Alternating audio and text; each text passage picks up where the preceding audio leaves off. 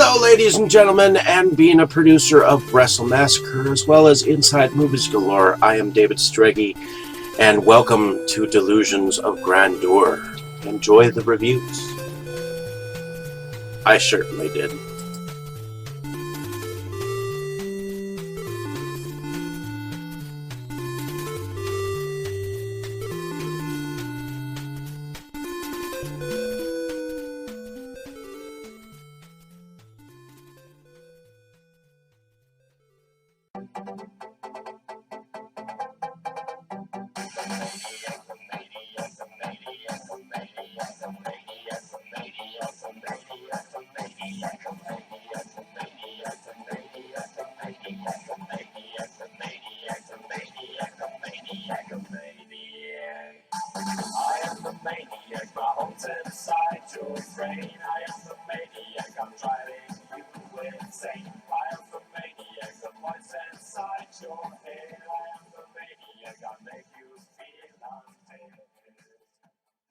Okay, Dave, that's it. Screw you and your college flunkies.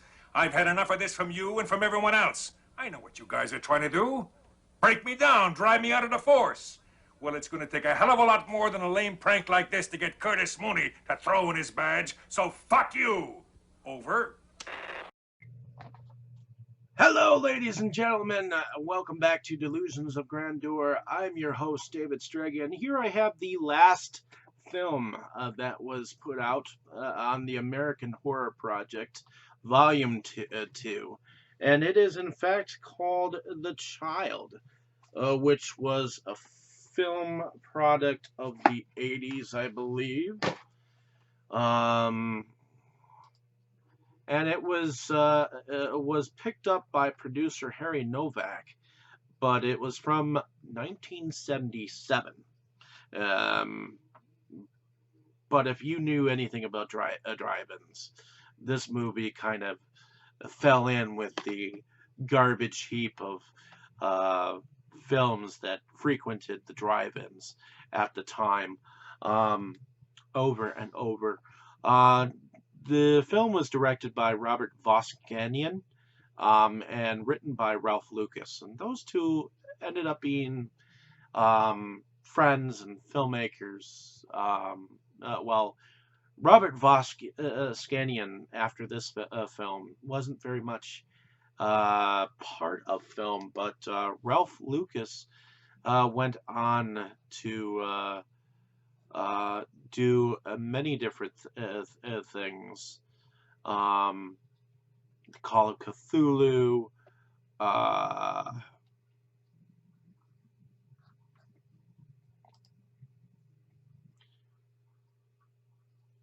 The Dying Breed, Thousand Ways to Die, and so on and so forth.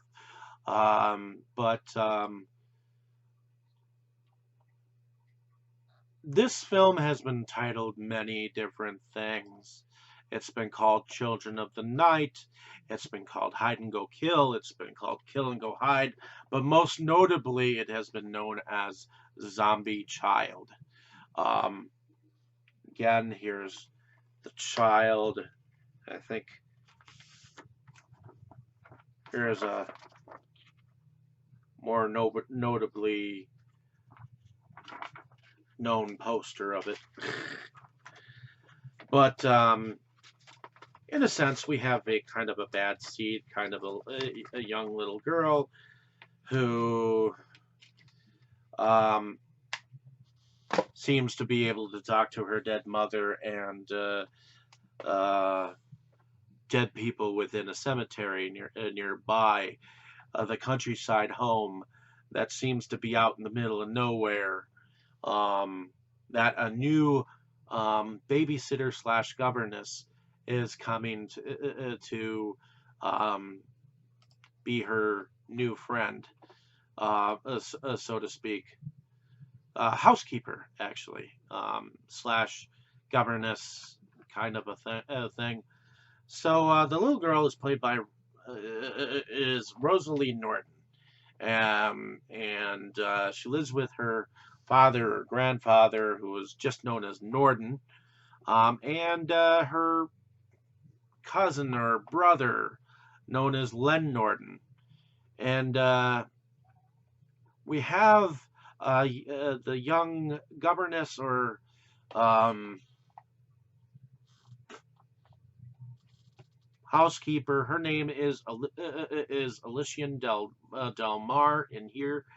Her actor or actress name is Laurel Barnett, and she played Margaret in Goodbye Norma Jean before this, and Good Night Sweet Marilyn in Margaret in Good Night Sweet Marilyn from 1989.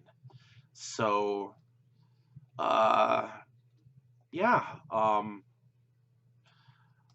I found this movie to be weird, and I think that other people have thought it weird too.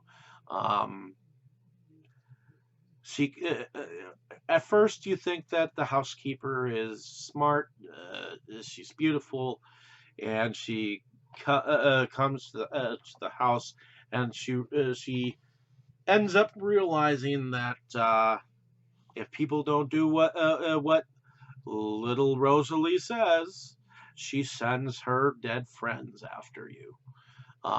And so to speak, the housekeeper does a lot of annoying screaming, and but the film has some redeeming qualities, as the effects of the zombies are actually quite cool.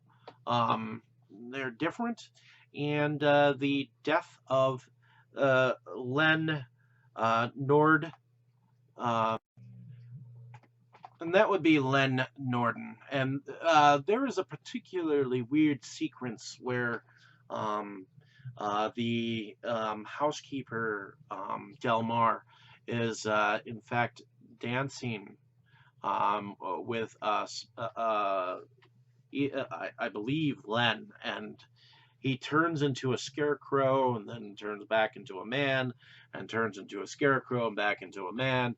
A really weird sequence there. I don't even know why it's there, but it's an aberration that you have to kind of see.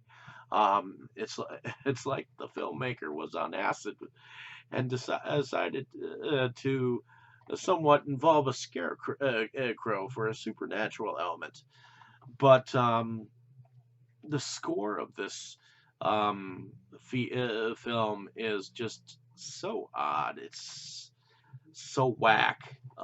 It's just nothing you ever heard of before, and it's just, I don't know if you want to put your hands to your ears because it's just off kilter enough that you almost want to shut your ears because of it. It's not exactly an appetizing or tasteful music, but the last 20 or so minutes of the zombie rampage after the young couple is kind of what makes the movie full of gore, old school gore. And not only does the child go after her family, she goes after every living soul. The old lady, um, Mrs. Whitfield, who has a dog who senses some of what's going on, ends up getting killed from nearby and interfering with Alician's journey to the home. So she gets on little Rosalie's 11-year-old murder list, so to speak. But I thought the film was entertaining to a point.